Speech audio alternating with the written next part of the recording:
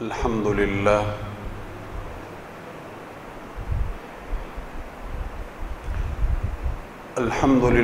نحمده ونستعينه ونستغفره ونستهديه ونستنصره ونؤمن به ونتوكل عليه ونعوذ بالله من شرور أنفسنا ومن سيئات أعمالنا من يهده الله فلا مضل له ومن يضلله فلا هادي له ونشهد أن لا إله إلا الله وحده لا شريك له ونشهد أن سيدنا ومولانا محمدًا عبده ورسوله أرسله الله إلى الناس كافة بشيرا ونذيرا وداعيا إلى الله بإذنه وسراجا منيرا ولكن أكثر الناس لا يعلمون أما بعد فأعوذ بالله من الشيطان الرجيم بسم الله الرحمن الرحيم الذين إن مكناهم في الأرض أقاموا الصلاة وآتوا الزكاة وأمروا بالمعروف ونهوا عن المنكر ولله عاقبة الأمور صدق الله العظيم اللهم صل على محمد وعلى آل محمد كما صليت على إبراهيم وعلى آل إبراهيم إنك حميد مجيد اللهم بارك على محمد وعلى آل محمد كما باركت على إبراهيم وعلى آل إبراهيم إنك حميد مجيد واجب الاحترام میرے مسلمان بھائیوں، قابل قدر بزرگوں اور میرے عزیز نوجوان ساتھیوں، پچھلی کئی نشستوں میں حضرت امام عالی مقام کے تذکرے کے تحت مسلمانوں کی جو ہیئت اجتماعیہ ہے اس حوالے سے کچھ معروضات پیش کی تھی کہ اس ہیئت اجتماعیہ جس کو آپ عام زبان میں ایک اسلامی حکومت، مسلمانوں کی حکومت، ایک مسلم ریاست بھی کہہ سکتے ہیں، اس کی کیا ذمہ داریاں ہوتی ہیں، کیا اس کو کرنا ہوتا ہے، اور یہ کہ حضرت امام عالی مقام نے وہ کون سی وجوہات تھیں کہ جن کی بنیاد پر یزید کے ہاتھ پر بیعت کرنے سے انکار کر دیا تھا۔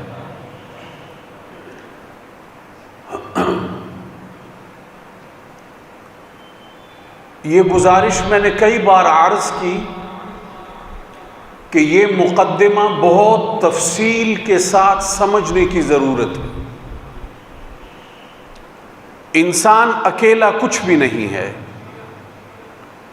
انسان دوسرے انسانوں کے ساتھ کچھ ہے،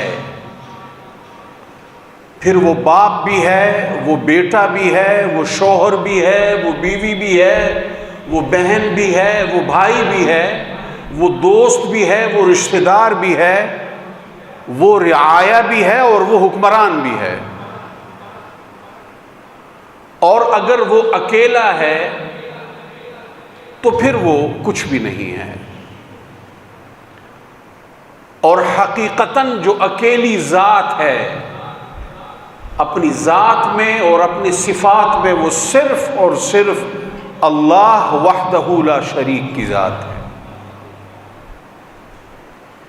تو انسان کی تو ایک جنس ہے اور اس جنس میں اس کے ساتھ لاتعداد افراد شریک ہیں، لاتعداد افراد شریک ہیں۔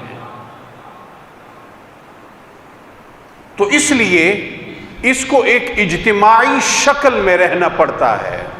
یہ پچھلی نشستوں میں ہم نے اس بات کو تفصیل سے سمجھنے کی کوشش کی تھی۔ اب اس حوالے سے قرآن کریم کیا ارشاد فرماتا ہے؟ اب انسان ہیں وہ اکٹھے رہیں گے تو برتن جو بے جان ہیں اور جامد ہیں، برتن جو بے جان ہیں اور جامد ہیں، وہ بھی جب اکٹھے پڑے ہوں تو کھڑک جاتے ہیں آپس میں، کوئی نہ کوئی آواز آ جاتی ہے، ایک برتن دوسرے برتن کے ساتھ ٹکرا جاتا ہے، کھڑک جاتا ہے، آواز آ جاتی ہے۔ تو انسان تو پھر جاندار ہے، اور اللہ رب العالمین نے اس کے اندر نفس بھی رکھا ہوا ہے، تو اس کے اندر درندگی بھی موجود ہے، حیوانیت بھی اس کے اندر موجود ہے۔ اب یہ جب اکٹھے رہیں گے تو کئی طرح کے معاملات ان میں جنم پائیں گے، کئی طرح کے تنازعات ان میں جنم پائیں گے۔ کوئی کاروباری لین دین کا مسئلہ ہوگا، تجارت کا مسئلہ ہوگا، کوئی وعدے سے متعلقہ معاملہ ہوگا، حقوق ہوں گے، کئی طرح کے معاملات ہوں۔ اب ان معاملات کو انسان اپنے طور پر حل کرے گا یا پھر ایک ہیئت اجتماعیہ ہوگی، ایک اجتماعی نظم ہوگا، کچھ اصول ہوں گے کہ جس کے تحت یہ معاملات اور مسائل حل ہوں گے۔ اگر ہر ایک کو اجازت دے دی جائے کہ ہر ایک اپنے معاملات خود سے حل کرے، وہ خود سے اپنی مرضی کا فیصلہ کرے، تو پھر تو جنگل کا قانون ہو جائے گا۔ پھر وہ جو اللہ رب العالمین نے اپنی نیابت کے لیے انسان کو پیدا فرمایا تھا، اپنی خلافت کے لیے انسان کو پیدا فرمایا تھا، اور اس زمین کا نظم و نسق انسان کے حوالے کیا تھا، وہ نظم و نسق تو انسان نہیں چلا پائے گا۔ پھر تو جنگل کا قانون ہوگا، جس کی لاٹھی اس کی بھینس، ہر طاقتور کمزور کو کھا جائے گا، ہر طاقتور کمزور کو پھر لقمہ بنائے گا، اپنا رزق بنائے گا، کھائے گا اس کو۔ پھر نظم و نسق والی زندگی نہیں ہوگی۔ اور چنانچہ یہی ہوتا آیا ہے کہ جب بھی انسانی معاشروں میں اصول ختم ہوئے ہیں، ضوابط اور قواعد ختم ہوئے ہیں، پھر جنگل کا قانون لاگو ہوا ہے، اور ہر طاقتور پھر کمزور کو کھاتا ہے، ہر طاقتور پھر کمزور کو اپنا لقمہ بنا لیتا ہے۔ اب یہ پھر انسانی معاشرہ نہیں رہتا، انسانی ماحول پھر نہیں رہتا۔ تو اس لیے میرے بھائیوں، یہ ہیئت اجتماعیہ، ایک اجتماعی نظم و نسق کہ جس کو حکومت کے نام سے تعبیر کرتے ہیں، ریاست کے نام سے تعبیر کرتے ہیں، یہ ضروری ہوتا ہے۔ اس کے تحت قوانین ہوتے ہیں، اور ان قوانین کی پاسداری کرنی پڑتی ہے، ان کے اوپر عمل درآمد کرنا پڑتا ہے، اور تنازعات کی شکل میں، لڑائی جھگڑوں کی صورتوں میں وہ قوانین حرکت میں آتے ہیں، حقدار کو اس کا حق دیتے ہیں، اور حق غصب کرنے والے کو، قانون توڑنے والے کو سزا دی جاتی ہے تاکہ وہ دوبارہ سے یہ حرکت نہ کرے، اور یوں انسانی معاشرہ اور یہ ماحول آگے کی طرف بڑھتا ہے، آگے کی طرف۔ اور اگر اس میں خلل آئے تو پھر فساد کا شکار ہوتا ہے انسانی ماحول اور معاشرہ، پھر جنگل کا قانون یہاں پہ آتا ہے، پھر انسانی قانون، انسانی ماحول اور معاشرہ نہیں رہ پاتا۔ تو قرآن کریم ارشاد فرماتا ہے الذین ان مکناہم فی الارض اقاموا الصلاۃ وآتوا الزکاۃ وامروا بالمعروف ونہوا عن المنکر۔ یہ ہیئت اجتماعیہ، مسلمانوں کو زمین کا جب کوئی ٹکڑا اللہ رب العالمین کی طرف سے ملے گا، اور اس زمین کے ٹکڑے کے اوپر مسلمانوں کو اللہ رب العالمین غلبہ عطا فرمائیں گے، تسلط عطا فرمائیں گے، اقتدار عطا فرمائیں گے، اور مسلمان وہاں پہ اپنی حکومت قائم کریں گے، تو پھر مسلمانوں کی ذمہ داری کیا ہوگی؟ ان کے وظائف کیا ہوں گے؟ ان کے کرنے کے کام کون سے ہوں گے؟ کون سے کام مسلمانوں کو کرنے پڑیں گے پھر زمین کے اس ٹکڑے پر؟ اس ٹکڑے پر وہ اللہ کی نیابت کس طرح سے کریں گے؟ اللہ کی خلافت کس طرح سے وہ قائم کریں گے زمین کے اس ٹکڑے کے اوپر؟ فرمایا کہ سب سے پہلی بات اقام الصلاۃ، نماز قائم کریں گے اس کے اوپر۔ اقام الصلاۃ، نماز قائم کریں گے۔ اب نماز قائم کریں گے انفرادی طور پر، یہ کوئی انفرادی تصور نہیں ہے، قیام صلاۃ انفرادی تصور نہیں ہے۔ ہاں اس طور پر تو انفرادی تصور ہے کہ ہر بالغ مرد اور عورت کے اوپر نماز فرض ہے، لیکن اس طور پر انفرادی تصور نہیں ہے کہ اس کو انفرادی طور پر ادا کیا جائے گا، بلکہ مرد کی نماز تو مسجد میں ہے۔ اور حضور علیہ الصلوۃ والسلام کے زمانے میں، اس زمانے میں خواتین بھی جاتی تھی مسجد میں، نماز قائم کرتی تھی۔ آج بھی مسلمانوں مختلف دنیا کے مختلف خطوں میں، مسلمان ممالک میں خواتین کی الگ جگہ بنی ہوئی ہوتی ہیں مسجد میں، اور وہاں پہ نماز قائم کرتی ہیں، یا کم از کم جمعے کی نماز کے لیے تو آتی ہیں۔ یہ تو آج ہمارے ماحول اور معاشرے میں جو فتنے ہیں، ان فتنوں کی وجہ سے علماء فرماتے ہیں کہ خواتین گھروں میں نماز ادا کریں، اور پھر خواتین کی ذمہ داریاں بھی گھریلو زیادہ ہوتی ہیں۔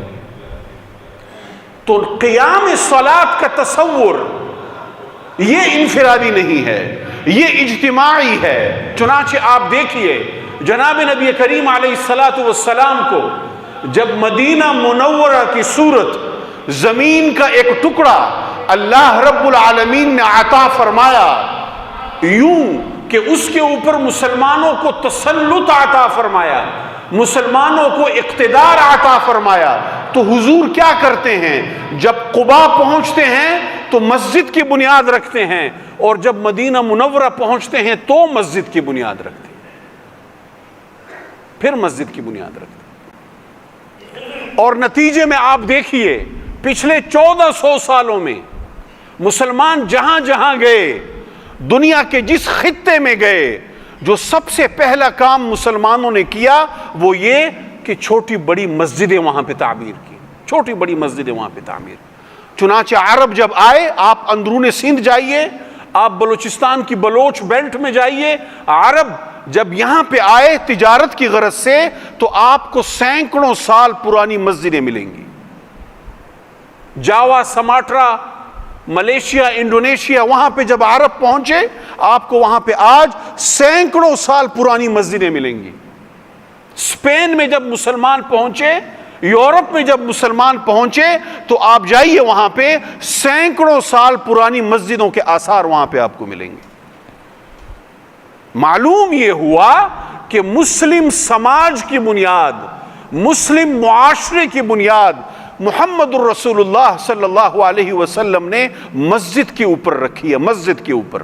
تو مختصراً عرض کر دوں میں، تو پھر مسجد ایسے نہیں ہے کہ 5-10 منٹ کے لیے ہم آئے، نماز قائم کی اور پھر اس کے بعد چل دیے، نہیں۔ مسجد پھر مرکز ہوا مسلم معاشرے کا، مرکز۔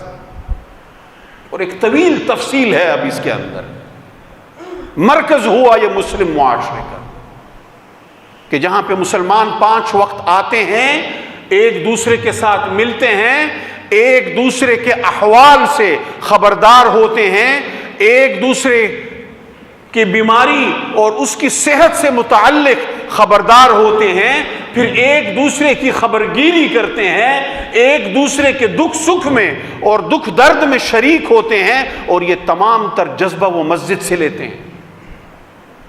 یہ حال ان کو مسجد سے معلوم ہوتا ہے کہ فلاں ہمارے دوست، ہمارے مسلمان بھائی کا حال آج کل اچھا نہیں ہے، وہ بیمار ہے، یا وہ کسی تجارتی خسارے کا شکار ہے، کسی نقصان کا شکار ہے، یا اس کے گھر میں آج پکانے کو کچھ نہیں ہے، یا اس نے پچھلے 1-2 دنوں سے کچھ کھایا نہیں ہے، سفید پوش ہے، کچھ کہتا نہیں ہے، ہاتھ وہ پھیلاتا نہیں ہے، سیماہم فی وجوہہم، یعنی چہرے کے جو اثرات ہیں اس سے معلوم ہوتا ہے کہ کچھ مسائل کا شکار ہے، کچھ معاملات کا شکار۔ یہ مسجد سے پتہ لگتا ہے۔ جب آپ 2 ٹائم 3 ٹائم 4 ٹائم 5 ٹائم مسجد میں اکٹھے ہوتے ہیں تو ایک دوسرے کے حال احوال کا معلوم ہوتا ہے، ایک دوسرے کے دکھ درد میں یہاں سے شریک ہو۔ صحابہ کرام رضوان اللہ تعالی علیہم اجمعین کے زمانے میں جب ایک نمازی 1-2 نمازوں میں جب نہیں تھا آتا تو باقی جو صحابہ ہوتے تھے وہ فکر مند ہوتے تھے کہ ہمارا فلاں بھائی 1-2 نمازوں میں نہیں آیا، چلیں ذرا اس کی خبرگیری کرتے ہیں، کہیں وہ بیمار تو نہیں ہوا، کہیں وہ ہمارا بھائی کسی مسئلے کا شکار تو نہیں ہوا، چلیے ذرا اس کی خبرگیری کرتے ہیں۔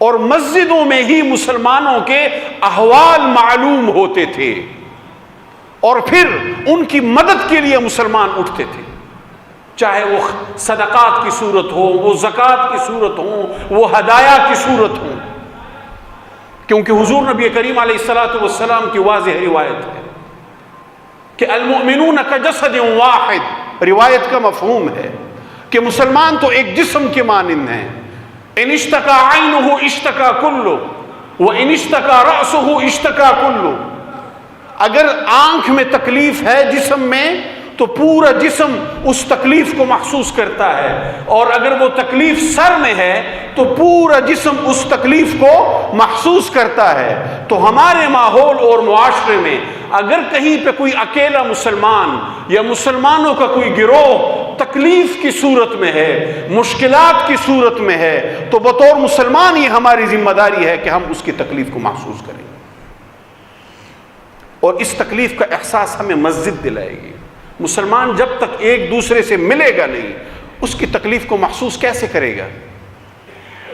اس کی تکلیف، یہ جو اخوت کا تصور ہے، اخوت کا، مواخات کا جو تصور ہے، یہ آپس کے تعلق سے جڑا ہوا ہے۔ بابا آپس کا تعلق ہوگا تو اخوت قائم ہوگی، اخوت قائم ہوگی تو ایک دوسرے کا دکھ درد اور تکلیف محسوس کریں گے۔ اگر تعلق ہی نہیں ہے، اخوت قائم نہیں ہوگی، اخوت اگر قائم نہیں ہوگی تو ایک دوسرے کے دکھ درد اور تکلیف کو کس طرح محسوس کریں گے؟ نہیں کر پائیں گے۔ تو یہ جذبہ ہم میں مسجد پیدا کرتا ہے۔ یہ صرف غیبتوں کی جگہ نہیں ہے، چغلخوریوں کی جگہ نہیں ہے، اور صرف نماز پڑھنے کی بھی جگہ نہیں ہے، بلکہ ایک اجتماعی تصور کے تحت مسلمان معاشرہ بننے کی جگہ ہے۔ یہ ایک اجتماعی تصور کے تحت مسلم اخوت کو قائم کرنے کی جگہ ہے، اور اس کے قائم کرنے کی بنیاد بھی ہے۔ حضور علیہ السلام جب سفر پہ نکلتے مسجد سے نکلتے، واپسی پہ مسجد میں دوبارہ حاضری دیتے۔ مسلمانوں کے اجتماعی معاملات کی مشاورت کہاں پہ ہوتی؟ مسجد میں ہوتی۔ خلفائے راشدین کا کیا طرز عمل تھا؟ مسلمانوں کے اجتماعی معاملات کی مشاورت مسجدوں میں ہوتی تھی، نکاح مسجدوں میں ہوتے تھے، یہ تمام تر اجتماعی معاملات مسجدوں میں ہوتے تھے۔ تو آج بھی میرے بھائیوں، اگر مسلمانوں کے کسی حصے پر کوئی آزمائش اللہ رب العالمین کی طرف سے آئی ہے اور آئی ہوئی ہے، آج ہمارے ملک کا 2/3 حصہ پانی میں ڈوبا ہوا ہے، آدھا حصہ بھی نہیں، 2/3 حصہ۔ آنے والے دنوں میں جب یہ پانی اترے گا تو صحیح معنوں میں معلومات ہم تک پہنچ پائیں گی کہ تقریباً 2/3 حصہ زیر آب آ چکا ہے، زیر آب آ چکا ہے۔ فصلیں لوگوں کی تباہ ہو چکی ہیں، مکانات لوگوں کے گر چکے ہیں، وہ مال مویشی جو عمر بھر انہوں نے پیسے اکٹھا کر کے رکھے ہوئے تھے اور ان کا گزر بسر ان کے اوپر ہوتا تھا، وہ مال مویشی لوگوں کے ہلاک ہو چکے ہیں، اور وہ اناج جو پورے سال کے لیے وہ رکھتے تھے، وہ اناج ان کا پانی میں بہہ چکا۔ کہیں پہ ماں بچی تو بچے کو پانی لے گئی، کہیں پہ بچہ بچ گیا اس کے ماں باپ کو پانی لے گیا۔ سینکڑوں کے حساب سے لوگوں کو پانی بہا کے لے کے جا چکا ہے، سینکڑوں کے حساب سے۔ بلا مبالغہ، اور 2/3 حصہ ڈوب چکا ہے پانی کے اندر. تو اس دکھ درد کو ہم اس مسجد میں محسوس کریں گے، اس دکھ درد کو اور ان کی تکلیف کو ہم مسجد میں محسوس کریں گے، اور پھر مسجد سے اٹھیں گے. اللہ کا گھر ہے، اللہ کی مخلوق کے مدد اور ان کے تعاون کے لیے ہم مسجد سے اٹھیں گے، مسجد میں ہم اس کا اعلان کریں گے، اور مسجد ہی میں ہم ان کے لیے تعاون کا اعلان کریں گے، تعاون کی سبیلیں نکالیں گے، تعاون کی صورتیں نکالیں گے، اور پھر ان کی مدد کے لیے ہم اٹھیں گے. اور یہ مدد بطور احسان کے ہم نہیں کریں گے. کیوں؟ کیونکہ اسی آیت کا اگلا حصہ یہ کہہ رہا ہے. پہلے حصے میں تو قیام صلاۃ کی بات ہوئی کہ زمین کے کسی حصے پر جب ہم مسلمانوں کو اقتدار دیں گے تو وہ نماز قائم کریں گے. اور قیام صلاۃ کا میں نے آپ کو عرض کر دیا کہ قیام صلاۃ ہے کیا چیز. قرآن کریم اب آگے ارشاد فرماتا ہے کہ وَآتُوا الزَّکَاۃ، وہ اپنی زکاتیں بھی دیں گے. اب زکات دینے کے لیے وہ رمضان کا انتظار نہیں کریں گے.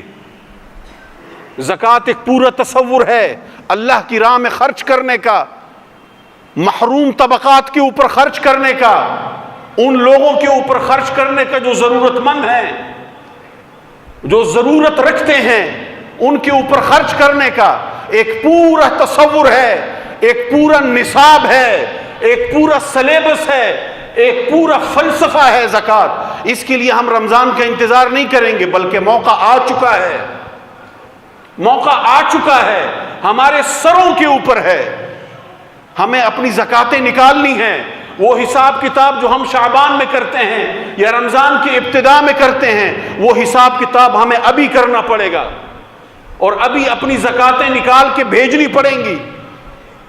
ہدایہ ہیں، نفلی صدقات ہیں، پیسے کی صورت ہے، کپڑوں کی صورت ہے، راشن کی صورت ہے، دوائیوں کی صورت ہے، کسی بھی صورت ہے. یہ تعاون ہمیں آج کرنا پڑے گا، ہمیں کل کا انتظار نہیں کرنا پڑے گا. ہم کل کا انتظار کر نہیں سکتے، کیونکہ بھوکا آدمی تو دوسرے تیسرے دن کا انتظار نہیں کر سکتا. تو میرے بھائی، مسلمان ہر وقت آزمائش میں ہے. وہ اس آزمائش میں کہ کھلے آسمان تلے بیٹھے ہوئے، نیچے پانی، مال مویشی ان کے بہہ چکے، گھر ان کے گر چکے، وہ اس آزمائش میں ہیں. اور میں اور آپ اس آزمائش میں ہیں کہ ان کی مدد کرنے نکلتے ہیں یا نہیں نکلتے. مسلمان ہوتا آزمائش میں ہی ہے. میری اور آپ کی یہ آزمائش ہے کہ ہم ان کے ساتھ مدد کرتے ہیں یا نہیں کرتے ہیں. اللہ رب العالمین کے سامنے اپنی نیت، اپنا ارادہ اور اپنا عمل ہم رکھتے ہیں یا نہیں رکھتے ہیں. لیمیز اللہ الخبیث من الطیب، تاکہ اللہ رب العالمین فرماتے ہیں تاکہ کھرے اور کھوٹے کی پہچان ہو جائے. وآخر دعوانا الحمد للہ.